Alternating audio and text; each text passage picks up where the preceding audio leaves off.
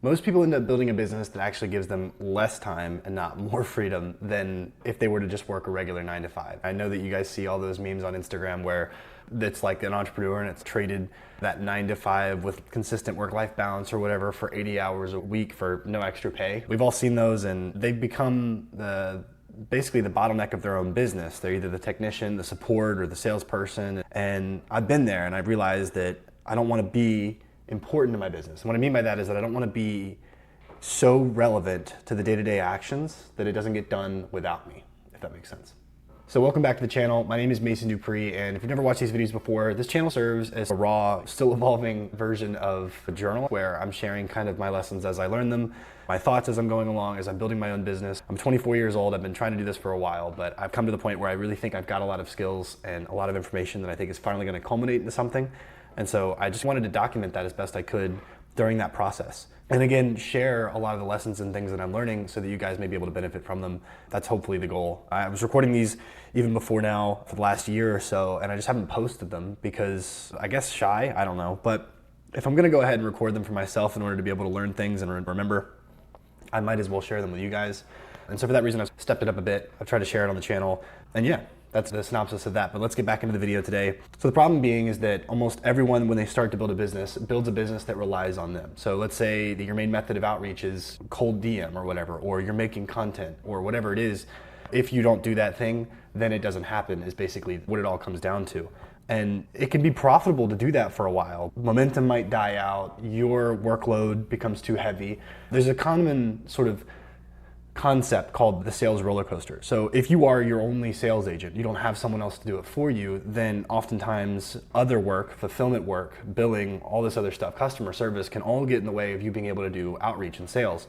And so you'll do a lot of outreach, do a lot of sales, feel really good. All of a sudden, a lot of business is coming in, and then all of a sudden you get too busy to do business and sales, and all of a sudden you are now crashing in revenue again. And you can repeat that cycle over and over again. And it's because your business is entirely relying on you to get new revenue. And that's the thing that I'm really focusing on right now is how do I build a consistent outreach method that doesn't fully rely on me, but is still incredibly effective and will bring in plenty of new customers. And again, like I said, I've run into this problem myself. I hit a wall last year or the year before, late 2023 to early 2024, when I was running my own marketing agency and doing lead gen for real estate agents. Things would work and it was profitable, and then all of a sudden it wasn't. And real estate hit a cold winter slump and clients got quiet and my confidence dipped, and that caused me to create some latency in my business. It made me stop selling and stop building because I was less confident in the results and in the system and everything like that I was selling. And I've definitely been there, and I think that the solution to getting through that is, like I said, to build a consistent system that doesn't fully rely on your time or investing your time to make it work. And it's not like you're gonna be completely removed from the business. So I started changing my mindset, and I no longer wanna be the product. And what I mean by that is that I don't wanna be the sole focus, the sole reason this business works. And to do that, you have to think differently. And I'm at a point where I'm really trying to create a bias towards leveraging, even if it means over leveraging. And I'm not talking about credit or anything like that. I'm talking about basically, can I automate here? What is the 80-20? Am I getting the effective metric done at a high enough volume without my intervention that it would produce consistent results, again, without my intervention?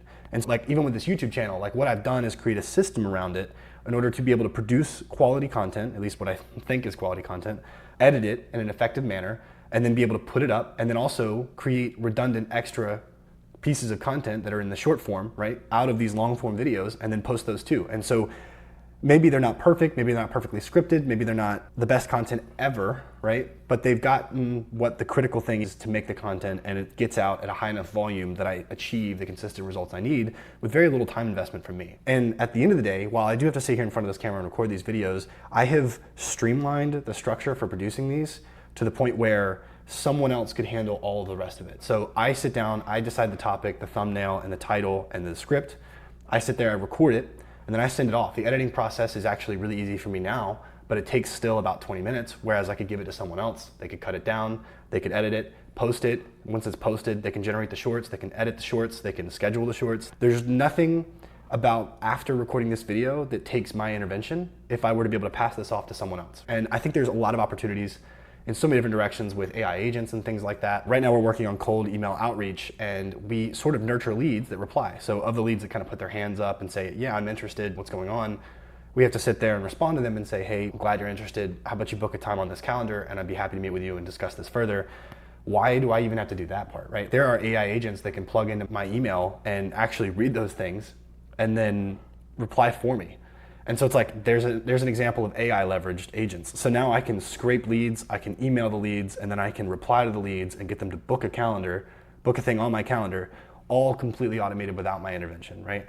So it's looking for little opportunities like that where you can apply a large amount of leverage, again, create consistent results, make it 80-20, and get a high enough volume that it would be unreasonable that you're unsuccessful. And other examples of this can be just really stepping back from your business. So there's this thing, I think I've seen Hormozi say, like, they were talking about text messages, and he was talking about how like he used to get hundreds of text messages a day, and then he just stopped replying. And it was obviously inconvenient in the short term, but his team found a way to operate without him, and the results still happened, right? And so if you can just pull away, look, I don't need to have a weekly reporting thing with my clients. Weekly is crazy. Bi-weekly is crazy. Monthly is good. Quarter would be amazing, right? Cut down the amount of meetings that you're gonna have. Cut down the amount of things, the steps that are involved in providing the service without sacrificing quality, right? You don't wanna not appear at all, take a check and then disappear. As long as you're delivering results, ultimately people don't really care, but still, there's a certain level of customer service involved there, but you need to basically think about where you can withdraw and where you can pull back and simplify your business. And I've got no back and forth proposals. I don't do any custom work, no manual reporting. Like, the dependency on me is completely eliminated. And if it cannot be eliminated, then it's going to be delegated to something else. Either that be an agent or a VA or whatever it is. You have to get your time removed from that, but you also have to maintain the consistency that drives the business success. And clearly I haven't made it yet. I'm still building, and I'm not like some major success story, check out my Ferrari kind of thing, but I'm still spending less time in fulfillment. I'm designing systems and not putting out fires, and I'm starting to build tools that others can use themselves for their business, which is incredibly valuable. That's like with this content. Like, I made these videos for myself before because I thought they were valuable. Now I'm putting them out because I think other people could benefit from them. In the same way that I build a system internally for my business, they're valuable for me. That means they probably are valuable for someone else, and I can either sell them or provide them as a service. And so operationalizing, systematizing really allows you to then productize the service. And I've talked about that so many times on this channel, but really stepping away from the business and creating unique systems that help provide the value that you're trying to offer is really gonna help you unbottleneck your business, basically unpin it from your consistency, and allow the business to grow exponentially. So if you're starting out in business, my recommendation and my current thesis is that you need to really focus on the systems. And not so much, can I automate this completely, but how can I build a system around this that makes this more efficient, more effective? So you can think about it this way. If you spend 8 hours for cold outreach on a Monday for the week and you don't do it the rest of the week, that's fine.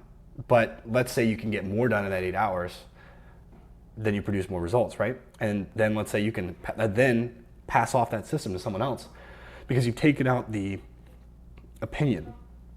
Like, for example, like when it comes to like video editing and short clips, like, I know people are gonna see it. I want them to be good. I want them to be valuable. I also don't want the AI to cut off weird ums and ahs and make it inconsistent and weird and sound horrible, like no effort was put into it, right? So I have to have someone look over my shoulder to do it. But that AI editing system already does 80% of the work for me. It's a pretty solid clip already. I just do a little bit of adjustment, and that adjustment should take no less than 3 to 5 minutes in editing per clip, right? And really no more than a minute or two. And so if I can get it down to that for myself, and there's clear standards around what it is I'm trying to do and clear instructions, a real SOP, then you can then delegate it. And that action continues to happen without your involvement, and you still reap the benefits of that consistent production of that result. And I keep saying, and I almost keep repeating myself in this video, but it's so important to think about that from a systems and operational point. Like, you wanna create a value offer, find something that's valuable, and then find a way to offer it with the least amount of effort possible. And it's not that you're doing the least amount of effort. It's not like you're not putting anything forward, because it takes incredible amounts of effort to build these systems in the first place.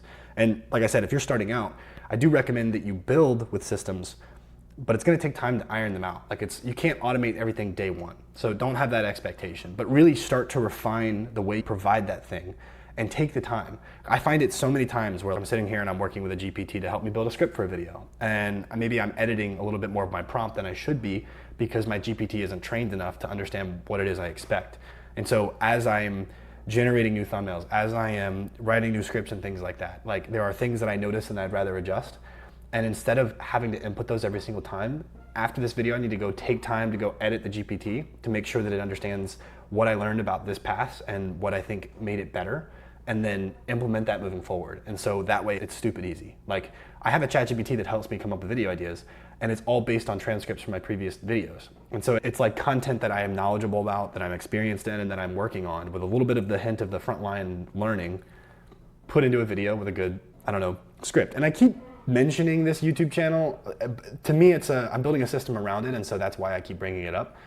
But you can do that with anything, whether it's building landing pages and stuff like that. Like I mentioned earlier, I don't do custom landing pages. I built one landing page, and then for every new client I had, I could duplicate the landing page, and it tailors itself to the client that I'm working with based on an onboarding form. That removes your involvement in going and creating a new web page. That's like like when I was talking about cutting down my onboarding process. If a new client came in, instead of spending 2 weeks building a unique landing page, right? It's the same landing page. Colors and links and profile photos and bios and all that stuff automatically just change based on the new customer or new client. And then I attach a domain. And honestly, with like things like Go High Level, that can be in a sub account, and you can just literally duplicate the sub account, send the onboarding form, and then the website's set up. Like, it can be so easy. And the systems have never been easier to use. And so it's almost possible to automate almost the most impossible things you could think of automating. And it's crazy. At some point, I'd be able to, video generation for AI would be good enough that I could write the script, preview it, record maybe an hour. Actually, I've already recorded it technically. I can use all the previous video content, upload it to GPT, and it'd be able to create my voice, my likeness, and be able to deliver the script without any re-records. I don't think I'll ever do that because that's a dead internet theory. But there are already people out there building ad copy with these things, whether it's just image or it's video. It's getting to that point. Yeah, if you're starting out in your business and you're going to build it, don't do it the wrong way. Don't build it as a reliant system on you, but build it in a way that can, one, be disconnected from your time. If you can automate, automate. If you can't automate, simplify, and then systematize. And then once you've systematized, at some point it will afford you the opportunity to delegate, in which case your time is, again, disconnected from it. Anyway, that's my spiel for today. I appreciate you guys' time. Thank you so much for watching these videos. If you like them, please hit the like button, comment below. I reply to every comment that I get because it's so few right now. But yeah, I hope to see you guys in the next video, and I appreciate your time. All right, I'll see you.